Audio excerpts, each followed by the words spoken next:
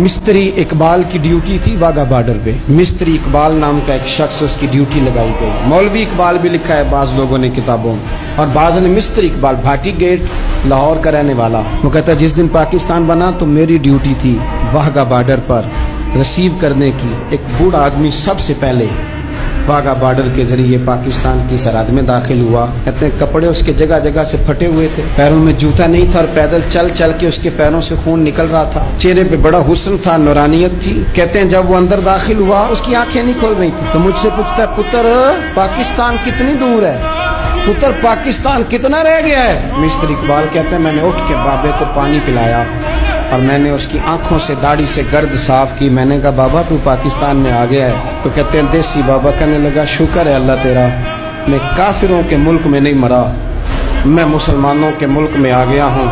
कहते हैं ये लफ्ज कह के उसने ऊंची आवाज में ला इलाहा इल्लल्लाह मुहम्मद रसूलुल्लाह पढ़ा और उसकी रूह परवाज कर दी। इन जज्बों के नीचे ये वतन बना है, इन जज्बों के नीचे, इन जज्बों के नीचे।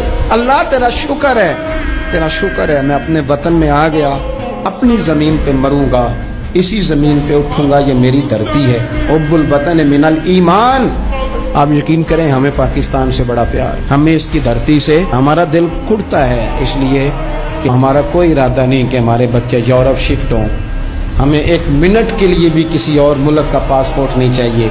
ये हमारा वतन है, हम इस वतन में बसेंगे, हमारी नस्लें रहेंगी, लेकिन शर्त यह है कि इस वतन में रसूलुल्लाह के निज़ाम का झंडा बुलंद किया जाए। सारे कोशिश करें, ये जब आते हैं ना आपके पास वोट लेने के लिए तो इनसे कहा करें, इनसे बात किया करें कि जरा बताओ पाकिस्तान का मतलब क्या। ये कोई सियासी जमात अब नारा लगाती है, कुछ कहते हैं हम करप्शन जो है वो पकड़ेंगे, और कोई कहते हैं जी हम फलानी शहर बचाएंगे। ये नारा क्यों नहीं लगाते?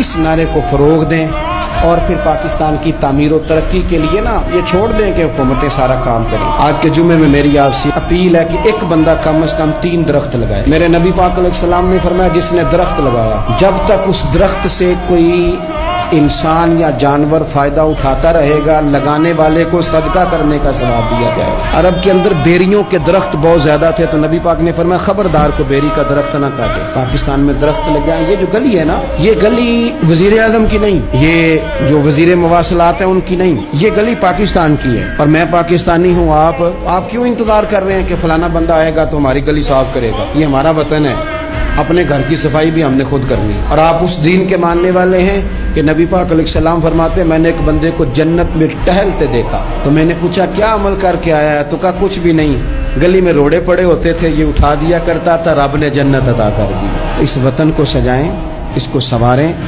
बच्चों को पढ़ाने में मेहनत करें। अगर मेरा नालायक बच्चा नहीं ना पढ़ रहा तो मैं देखूं कि जो लायक बच्चा पानी बेचता है ना बस के पीछे, उसका खर्चा उठा लूं, वो पड़ जाए। ये जो 10-15 हजार आप किसी की मदद करते हैं, इससे बंदे भिखारी बनते हैं, मांगने का रिवाज फरोग पाता है। ये देह में मना नहीं करता, लेकिन असल काम ये है कि उस बंदे को भिखारी ना बनाएं, उसे कारोबारी बनाएं, उसे मेहनत सिखाएं ताकि वो कुछ करने लग जाए।